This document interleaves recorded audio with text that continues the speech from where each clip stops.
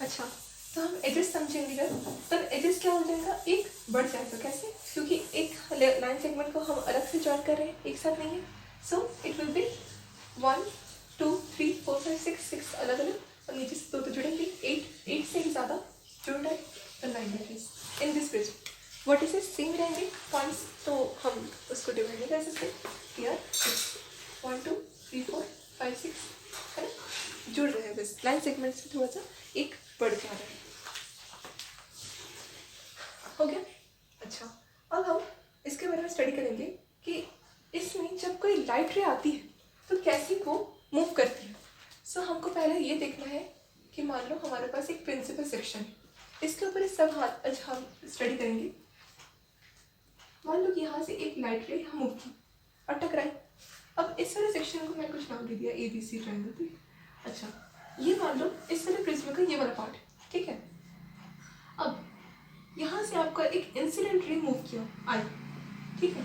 अब ये आई जब मूव किया तब हम क्या समझेंगे कि प्रिज्म अगर ना होता, अगर ये वाला प्रिज्म यहाँ ना होता तो लाइट कैसे जानी चाहिए थी, ऐसे।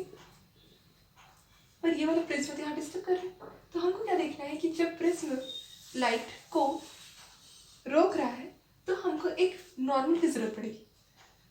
रिफ्रैक्शन में हमको ये देखना पड़ता है कि जब कोई लाइट रे हम एक्सपेरिमेंट के लिए देखते हैं तो वो लाइट रे ऐसे मूव करती है, ठीक है। मतलब हमको ये देखना है कि नॉर्मल डायरेक्शन इसका कैसे हो रहा है, बाहर की तरफ, अवे फ्रॉम द नॉर्मल। क्यों? क्योंकि जो लाइट रे है वो अभी क्या है, डेंसर मीडियम में नहीं है, वो रेयर मीडियम में। तो रेयर मीडियम में लाइट कैसे ट्रैवल करेगी, away from the normal, normal के ज़्यादा करीब नहीं रहेगी, मतलब उसके बीच में कोई एंगल बनेगा ही नहीं। सिंपल से एक नॉर्मल हमको ड्रॉ करना है, उस नॉर्मल के वो क्या रहेगा, अभी मतलब दूर रहेगा नॉर्मल से, मतलब यहाँ नहीं बनेगी लाइट का नॉर्मल, ये वाला लाइट का नॉर्मल पोजीशन होगा। अच्छा, ये वाला आपका समझाने का तरीका। अच्छा,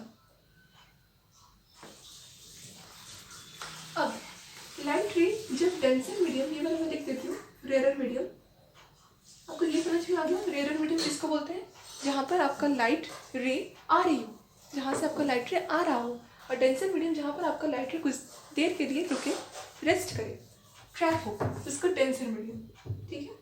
मैं लिख देती हूँ, it is denser medium and it is rare medium. ये पूरा पार्ट आपका रेयर है। रेयर को हम न्यूमेरिकली, फिजिकली म्यू1 से रिप्रेजेंट करते हैं। म्यू1 एक्चुअली क्या है, म्यू1 एक्चुअली रिफ्रैक्टिव इंडेक्स है, ठीक है। So it is the refractive index of both medium as a rarer one, and tensor, for denser medium you have to study mu2. So mu is basically representation of the refractive index. इतना clear? अच्छा, अब हमको क्या देखना है, rare से denser medium की तरफ तो लाइट चली गई। अब डेंसर मीडियम में लाइट कैसे फॉलो होगी, हमें पता है कि जब डेंसर मीडियम में हमारे पास एक नॉर्मल से ड्रॉ करने किया हुआ है। अब ये नॉर्मल मीडियम के क्या होती है, डेंसर मीडियम में टूवर्ड्स, मतलब उसके पास जाती है। ये हमारे पास एक आई डैश एक इंसिडेंट रे। अब ये इंसिडेंट रे और ये नॉर्मल के बीच में हमारे पास एक बेंट होती हुई दिखाई देगी लाइट, जिसको हम बोलते हैं टूवर्ड्स द नॉर्मल। ये आपको नॉर्मल के नज़दीक बनाना है। इसके बीच का एक एंगल बनेगा which is known as R1, angle of refraction. This is not the angle of refraction. It is the assumption when the prism is not, if the prism is not here, then the light will travel like this. तो इसका assumption को लेके हमको एक normal draw करना पड़ता है, उसी नॉर्मल के अकॉर्डिंग हमको एंगल ऑफ रिफ्रैक्शन पता चल जाता है। सो जब हमारे पास डेंसर मीडियम में एंगल ऑफ रिफ्रैक्शन का एक पॉइंट कंप्लीट हो जाएगा, तब हमको क्या देखना है कि डेंसर मीडियम से रेयर मीडियम में अगेन लाइट जाना चाहिए, ठीक है। अब मान लो कि अगेन हमको एक नॉर्मल ड्रॉ करना है। नॉर्मल हम इस बार हम नॉर्मल कैसे ड्रॉ करेंगे, हमको पता है कि मतलब सबको ऐसे लगता है कि नॉर्मल के से दूर जाने वाली लाइट जितनी भी होती है वो कहाँ रहती है, रेयर मीडियम पे। डेंसर मीडियम में हमेशा से एजम्पशन इंसिडेंट रे और नॉर्मल के बीच में नज़दीक, नॉर्मल के नज़दीक आपका एंगल ऑफ रिफ्रैक्शन बनता है which is in denser medium. तो हमको इस पर नॉर्मल कैसे बनाना है, जो हमारा मतलब नॉर्मल होगा उससे जो हमारा रिफ्रैक्शन निकलेगा, ठीक है, वो हमारा बहुत ज़्यादा नॉर्मल के पास नहीं होना चाहिए। मतलब हम जब बनाएंगे तब इसके बीच में कोई लाइट तो आएगी नहीं, क्योंकि लाइट तो चली गई ना यहाँ से। तो हम यहाँ पर क्या कर सकते हैं कि नॉर्मल नॉर्मल ड्रॉ कर सकते हैं कुछ ऐसा। ये हम नॉर्मल तो ड्रॉ करें, क्योंकि अगर लाइट ऐसे जाके ऐसे मूव करें, ये तो हमें पता था। पर अगर ये लाइट हम ऐसे थ्रो करते, ठीक है, और अगर ये लाइट उधर मूव करती, ठीक है, उधर मूव करती, तो हमारा जो इंसिडेंट रे है, ठीक है, वो यहाँ पर ना हुआ होता। तो हम समझ सकते हैं कि जो हमारा रिफ्रैक्टिव इंडेक्स का पार्ट वाला आर मतलब रिफ्रैक्शन एंगल है, वो R2 के हिसाब से हम देख सकते हैं, क्योंकि R2 यहाँ खत्म हो जा रहा है। सो इंसिडेंट रे आपका ये वाला नहीं, ये आपका एंगल बन रहे हैं रिफ्रैक्शंस के, इतना आपको ख्याल रखना है। और ये आपका जो मीडियम है वो डेंसर मीडियम है, विच इज़ नोन एज μ2, और ये आपका एंगल ऑफ इंसिडेंस का I और ये I1। अच्छा, ये वाले नॉर्मल को आप नाम दे दो N0, ये वाला यहाँ पर अभी नाम तो आएगा नहीं, अभी हम लोग इसको छोड़ देते हैं, कुछ यहाँ पर ट्विस्ट हमको देखने को मिलेगा। अच्छा, ये वाला आपका R2 कंप्लीट हो गया। अब इसी वाले नॉर्मल से हमको लाइट को तो बेंड करवाना है, लाइट तो अभी तक मूव कंप्लीट नहीं हुआ है। सो मान लो कि यहाँ पर हमारे पास ये रेयर एंड मीडियम से हम मूव करवाएंगे अभी, तो ये वाला पार्ट हमारा क्या हो जाएगा, अवे फ्रॉम दी नॉर्मल। सो ये नॉर्मल से दूर जा रहा है, यहाँ बीच में कोई अलग सा लाइन नहीं है।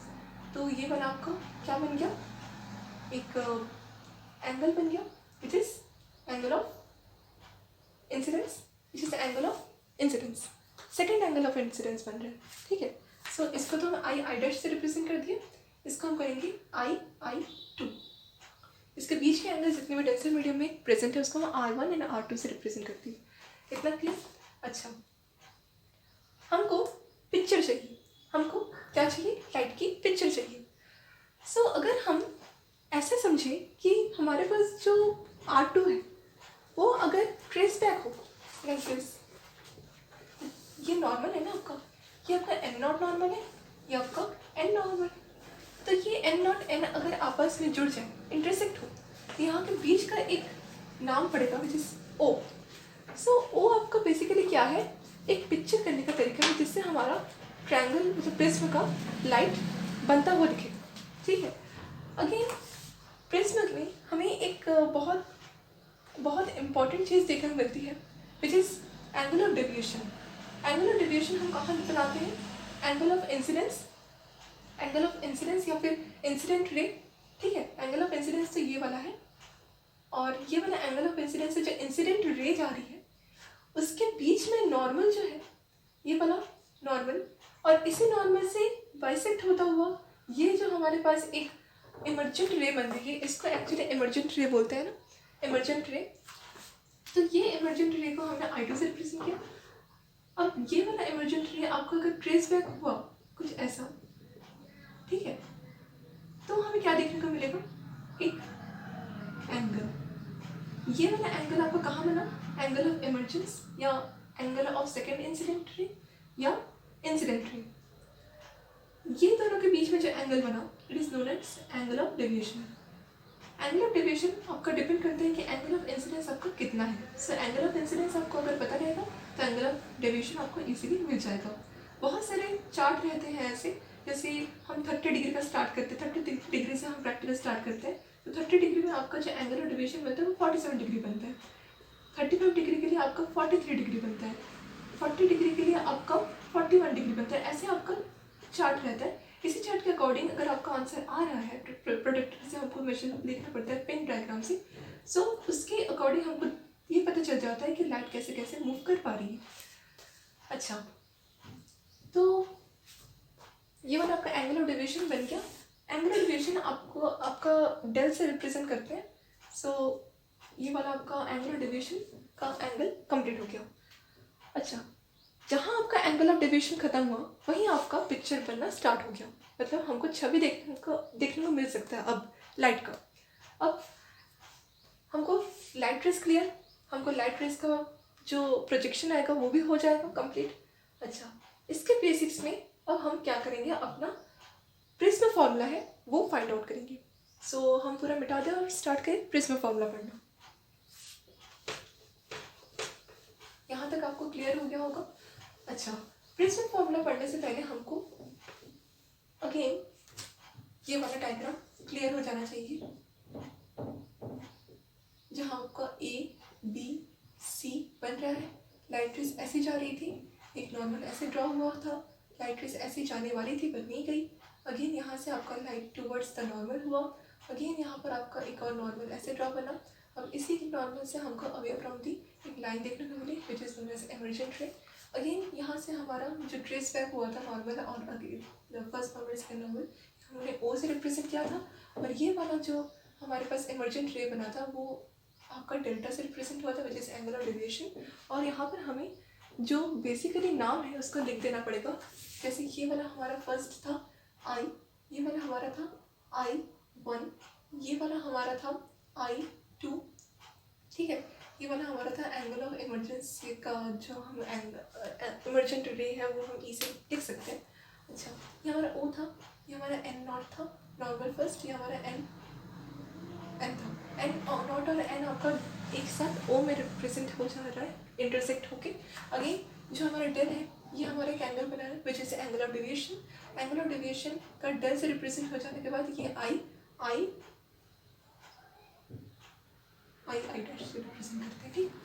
अच्छा, इसको हम नाम दे देते हैं, यहाँ पर हमको एक क्वाड्रिलेटरल देखने को मिल रहा है, इसी क्वाड्रिलेटरल को हम एक नाम दे देते हैं ए, और यहाँ पर यहाँ 2 पॉइंट्स हमको देखने को मिल रहे हैं, ये O हो गया, यहाँ पर हम मान लो K दे दिए, यहाँ पर M दे दिए, A B C भी आप दे सकते हो, वो तो हमारे पास बेसिक सा कॉमन फॉर्म है जहाँ पर आपका N और N टू नॉर्मल्स इंटरसेक्ट एक साथ हो रहे हैं, ठीक है।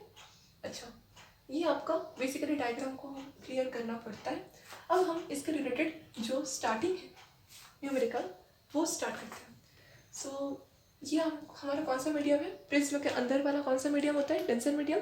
डेंसर मीडियम को हम μ2 से रिप्रेजेंट करते हैं, और बाहर जितना भी मीडियम रहता है वो क्या होता है इन एयर। वाटर में अगर हम मीडियम रखेंगे तो उसका रिफ्रैक्टिव इंडेक्स चेंज हो जाएगा।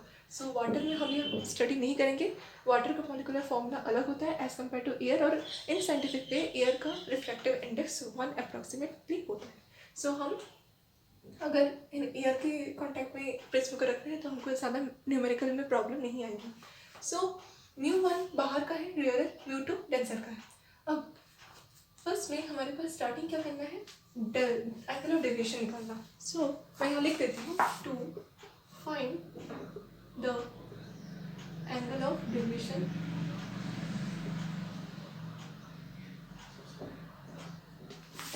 ठीक है। एंगल ऑफ डेविएशन फाइंड करने के लिए हमको पहले क्या करना पड़ेगा, एक एंगल देखना पड़ेगा। अच्छा, ये दोनों का हमने एंगल फाइंड कर दिया था जैसे R1 और R2। अब R1 R2 क्या है, angle of refraction, two angle of refraction. Okay, they are not equal each other, they will be equal each other when we find angle of the prism का formula. Okay, so यहाँ पर हमको देखने को मिल रहा है कि यहाँ पर 2 एंगल्स बन रहे हैं, ठीक है, मतलब कुछ ऐसे देखने को मिल रहा है हमें, हम इसी को हम ओपन करके दिखा रहे हैं, ठीक है। सो ये वाला आपका एक I1 मिल रहा है, ये वाला आपका I2 मिल रहा है, यही से ही आपका 2 अनदर एंगल फॉर्म हो रहे हैं लाइक दिस, आपका क्वाड्रिलेटरल फॉर्म हो रहा है ना। अच्छा, इसी को मैंने ओपन करके दिखाया है, ये थोड़ा सा क्रिटिकल लग रहा है तो अगर हमें पता है कि ये वाला आपको क्या बन रहा है, एंगल ऑफ डेविएशन, ठीक है, आपको कहीं ना कहीं एंगल ऑफ डेविएशन बन रहा था। अब ये एंगल ऑफ डेविएशन जब हमारा बन जा रहा था तो यहाँ पर ऐसे मिल रहा था। अच्छा, अब मान लो कि यहाँ पर आपका एंगल ऑफ डेविएशन का जो फॉर्म है वो एक्सटीरियर एंगल की तरह काम करेगा।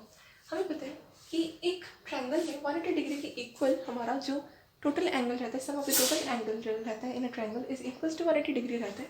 सो अगर हमारे पास ये वाला तीनों एंगल की का सम अगर डेल्टा के इक्वल रखते हैं, ठीक है, सो हमारे पास कौन सा का वैल्यू आ जाएगा, R1 और R2 का वैल्यू हम फाइंड कर सकते हैं। सो पहले हमको देखना पड़ेगा कि R1 और R2 इसके किस तरह की इक्वलिटी में प्रेजेंट है। जैसे I1 है, I1 का अपोजिट ये एंगल है, ये वाला, तो ये वाला एंगल से ये वाला एंगल अगर हम माइनस कर दें तो हमारा जो इस वाला एंगल है उसका मेजरमेंट निकल जाएगा।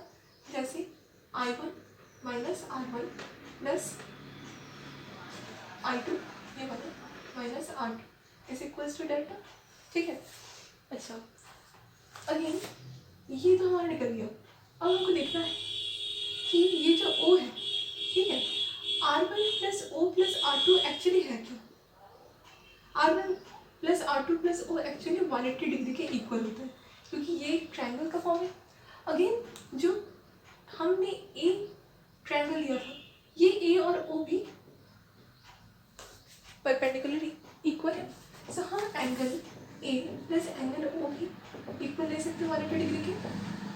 अब 180 डिग्री जब इक्वल है तो हम इसको बहुत इजीली इक्वेट कर सकते हैं। सो R1 plus R2 plus O is equals to angle A plus angle O.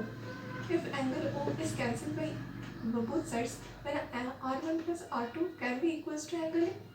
So we can easily substitute the angle like this. अच्छा, इसको हम और easily simplify कर लिख सकते, कैसे?